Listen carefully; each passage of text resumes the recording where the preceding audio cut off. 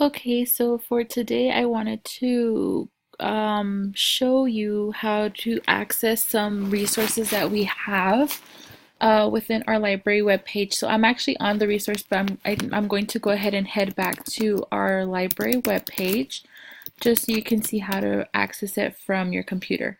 So I'm at the Mission Reg website, and I'm going to go ahead and go down to my quick links and go to At Your Library. So within this area, we have two places. You can either go to the TexQuest website, so I'm going to go ahead and show you that way too.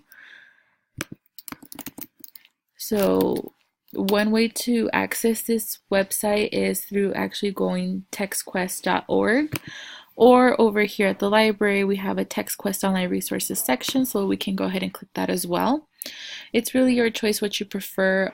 Personally, I like logging in through the library website because it does give you single sign-on. But for me, I feel that the resources I use more come from using the textquest.net or .org link. So really, it's your personal choice depending on what resource you want to use, how you want to log in. For this one, I did just want to show you how we can go ahead and use the library login quick link to get onto TextQuest. And again, all of these resources we have available regardless of what link you use to log in. So the one I'm going to focus on is through the actual textquest.net link. And TextQuest has many resources that you can use as a teacher. I've used a couple of these within my library lessons the past couple of weeks. So the one that I wanted to show you, especially that now that a lot of you guys are using a lot of the class sets, is the book and author resources using teachingbooks.net. So I'm going to go ahead and click that. And because I was already logged in before, it takes me onto the actual website. If you have trouble logging in, I do have a username and password you are welcome to use based on our campus. Our campus has one, so I can go ahead and share that with you if you do not have the single sign-on access right away. And with this, you'll see that you have the option to search by author, illustrator, book, subject, award listing. If you just want to browse to see what the resources we have available, you can. Or if you want to do specifically meet the author videos, book recordings that the authors have created, or book guides and lessons, it's really up to you. So let's go ahead and browse a little bit and see what we can do. Now, I know second grade is working on author Jan Brett. So it's going to give me first some Google searches that came up, but if you scroll down a little bit more, you'll see that these are specifically from teachingbooks.net. So author Jan Brett does have some of her work within this resource.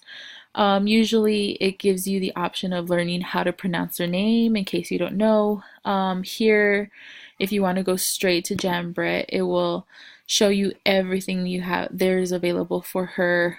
Since she does have multiple books, it is going to include some resources for those books that they have available. So here we have like 46 guides for her books, and with these guides, they include different resources. They include lesson plans that you can use, activities that you can try. Some of them will include actual readings that she did of the book if it's available. So let's go ahead and click on one. I know second grade was working on the gingerbread man, specifically gingerbread baby. So we could go ahead and click that one. It's going to take us into what is available for this particular book. So here it tells us, okay, we have a space for her personal website. We do have an audio recording of the pronunciation of her name. We have a video book reading narrated by Jan Brett. And so this does show us that it's a video in case you want to go ahead and project that for your students. And then it gives us 3 different lesson plans from 3 different sources. You know, we have Utah Education Network, we have Homeschool Share, and we have Read, Think, Write. And it does include 2 author interviews for Jan Brett, and specifically for this book, Gingerbread Baby. And this one looks like just a basic interview with the author, not necessarily for this book, but for the actual author. And the reason that I like this resource is because I know as a teacher, I wanted to bring in the outside resources for the students to know, more about the author, as well as not just limiting it to, basic definitions, basic vocabulary searches with the novel that we were reading. So this gives you some other options to look at in case you need some examples of what you can do within your classroom. So I don't know about you, but I know I like to see other examples of what's being done in other classrooms, just so that if it's a good lesson, I know I can try to bring that into mine. So this is a resource you can use, and the reason that I like it is because it offers you multiple modes of medium. It's not just a lesson plan, but they do have audio, they have video, which can help you bridge that gap to the student, sometimes by them seeing the actual person who wrote a book, or by them experiencing a video tied into the book. It brings the reading connection even stronger for them. And some other things that are very helpful within this is that we have the sharing tools. Personally, what I do, especially when a teacher checks out like a class set of books, or I know is doing an author study, just like with Jan Brett, is I like to create a QR flyer, and these are already preset. So let's go ahead and see what a QR flyer looks like.